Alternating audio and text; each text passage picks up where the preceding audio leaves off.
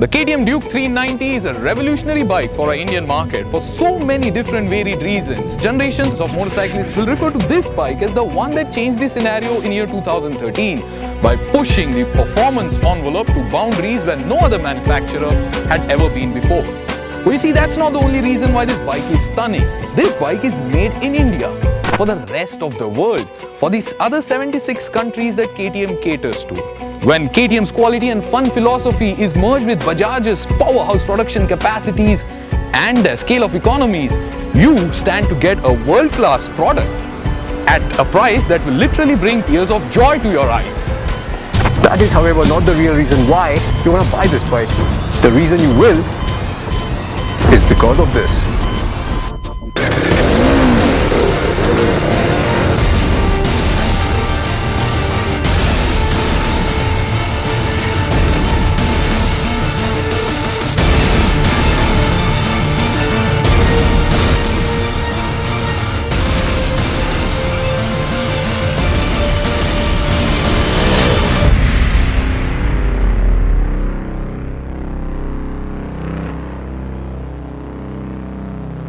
The engine on the 390 is a single-cylinder 375cc that churns out 44 bhp and 35 Nm of torque.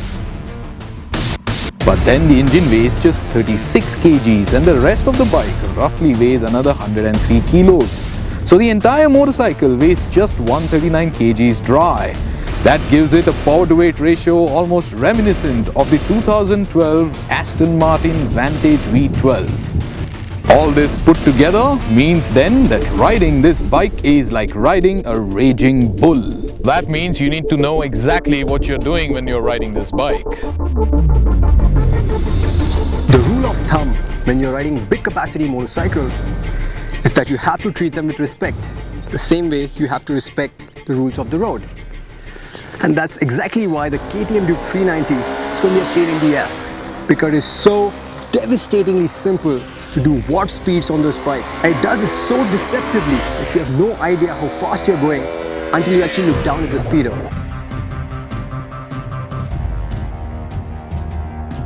Don't believe me? Well, let's talk numbers then. 0 to 60, 2.6 seconds.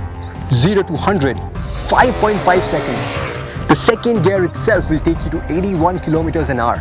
So even before you know it, you will be flying at speeds that'll take you that much closer to God if you aren't careful. Anything that goes as fast as the Duke 390, well, that needs adequate braking power, and the 390 delivers that in spades. It's got 300mm disc up front as against the 280 of Duke 200, and compound that with the stickiest tires that an Indian motorcycle has ever had, Metzelers. That means that you can stop the bike on a dime. The initial bite is, yes, definitely not there, but then the braking is super progressive, giving you great amounts of confidence and, of course, excellent stopping power. And that's just the start, because what makes the KTM Duke 390 one of the safest bikes to ride is its terrific 9M Bosch ABS system, which has been developed in close collaboration with Brembo. I especially love how the ABS kicks in super late, which gives you the confidence to brake really deep into a corner. I wish I could say the same thing about the rear brake though, because it's a lot more sensitive and tends to lock quite easily. Having said that, I absolutely love this system, and it gives you immense confidence to brake even in the most dire road conditions. And for those of you out there who are brave enough to face the repercussions, like you stunter folks out there, yes, the ABS can be switched off. Now, the riding stance on the Duke 390 is much the same as was the case on the Duke 200, which means the rider, as you see, sits in a sporty manner but is upright. The rear set foot pegs along with sculpted tank sees the rider's knees well locked in, adding to the confidence. And of course, the seat, as was the case on 200, it still is pretty firm, so even short rides your butt will start aching, but then it's just a question of either getting used to, or you can opt for an aftermarket gel seat. Now, the seat height on the 390, it's a good 10mm less. You sit lower onto the 390, which is in sync with its philosophy of clubbing all the masses together close to the center of gravity of the bike to aid mass centralization, which is again intact with the playful maneuverability of the bike in city and on the highway. This one's the Duke 200, and there are arguments going around saying that since this bike costs way less than the 390, that then the 390 should look a lot more beefier and a lot more exclusive. Which, honestly, if you ask me, it does. It looks absolutely perfect with its orange alloys, orange trellis frame and lined side by side. You can notice the difference in the size appeal. And then there is another thing that you can do when you have the 390 and the 200 Duke lined up side by side. For that we need a fat friend. A national racer who weighs peanuts. A KTM Duke 200 and a Duke 390. And lastly, a straight patch of tarmac. We find out just how powerful and fast the 390 really is when compared to the Duke 200, and we find that out in an industry standard way.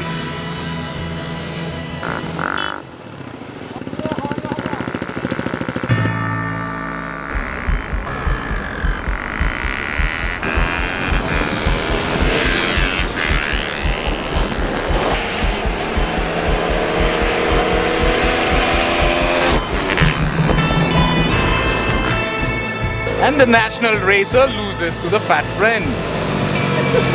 Yeah! This is the champion and yeah.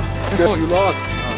National racer, being competitive that he is, he was furious and things were getting out of hands very quickly.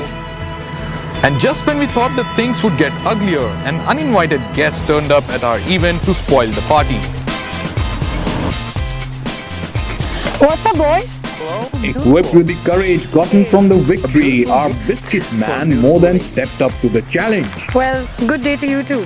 And fast as he is, the national racer decided to sneak away the Kawasaki 300 to ride it like he had stolen it. Perfect if they had like cheese lining all over.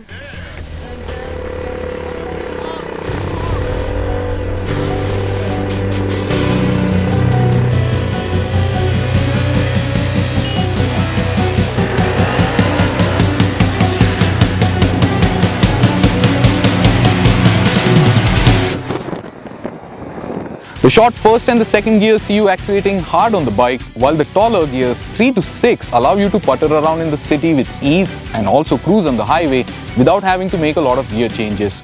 That's something that the Duke 200 did not allow for. Sergeant's top speed pursuit saw him doing a top whack of 172 km per hour speedo indicated, but the taller gearing means that you take a while before you reach that number, especially past 140 km per hour. The 390 uses the same 43mm inverted forks and rear monoshock from WP as on the Duke 200. But to handle twice the amount of power, the suspension damping has been revised and the ride now is more stiff. The chassis too stays the same but proves to be more than capable to handle the extra power, providing the same agility and feedback as on a Duke 200. The wheelbase too has been increased by 5mm to give you more confidence and stability mid-corner. All of these factors almost seem irrelevant in front of the one thing which has truly turned the 390 into a dynamite around corners, and that's the Medzilla tires. They're downright brilliant. I was riding in the dampest of conditions, and even under hard braking, there was hardly any movement. Even in the dry for that matter, hard downshifts hardly ever saw the tail step out. That's how sticky the tires are. Let's throw a verdict out there for all the folks watching us. What is the 390? I think it's powerful, it's potent, and at the same time it's not very overwhelming. I mean, it's still very user friendly, and with the equipment, I mean the ABS, the potent brakes, and of course the Medzilla tires. Oh, those are... They make this bike one of the safest bikes to ride fast in India right now. What is annoying about the bike though, in this particular version of it, it's a new bike, and given its high compression ratio, or Yeah. I don't know exactly what, Oh, yeah. if the engine's warm and you happen to shut off the engine, good luck getting the bike alive back again. Yeah. It's not gonna happen until you frantically press and thumb the starter more than a couple of times. Cold starts, no problems at all, but warm starts, Big problem. just doesn't work well. With the extra juice and the new gear ratios, you can do pretty much everything. And that. while you're at it, it'll make sure that it'll add an extra dose of adrenaline no matter what you choose to do with it. And especially at that price. Yeah. Come on, I dare you to complain. That's right, folks. At 1.98 lakh rupees on road in Pune, this bike brings an awful lot to the table and at a fraction of a cost. And for that, kudos to Bajaj and KTM. It is a game changer, as what we have said already. So yeah, that would be it. Thanks a lot for watching, guys. Do let us know what you think about our review at our community, powerdrift.com/community. And we're going to be uploading a whole lot more raw, unedited footage about the 390 for all you KTM fans. So check it out there. Until then, goodbye. See you.